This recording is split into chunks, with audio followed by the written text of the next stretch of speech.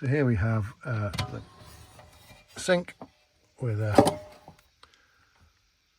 tap and nozzle. Just turn that and you should have some water. There we are. Close that down like there. There's a kettle in there. We have a double burner. This also acts as a draining cupboard, and you can see there's a little drain hole there. Always worth pushing the seat a bit away from there when you're using that. And then behind here, when you're doing your cooking, best to open up the window. You can do that by pressing this little button here, lifting it up. See the button just there. Push the button, slide it down, and then it'll pop up to that position, or it can pop right up to the top position, and then you can let it back down again. If you just want to have a little bit of a gap, you can open it with a gap there. And now I'm going to show you how to use the blinds. So there are two sets of blinds. The first set is the lower set. You lift that up and bring it up, clip it up, it'll clip if you're lucky.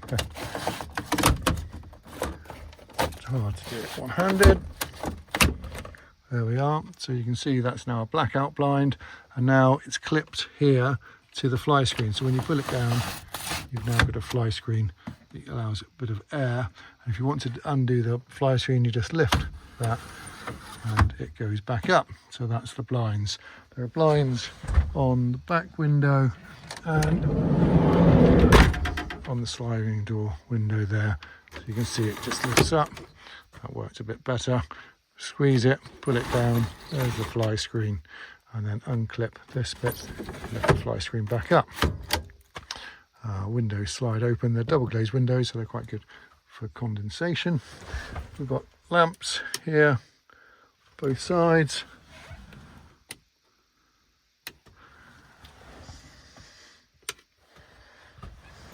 And back here is some mains. So if you turn the inverter on by turning on the button here, that gives you the inverter, gives you the battery life, and when that's clicked on, you now have 240 volts, enough to charge a laptop or run a laptop, not enough to use a kettle, unfortunately.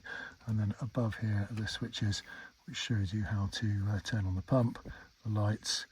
You can ignore this, it turns it from the main battery to the car battery, but we keep that on the leisure battery.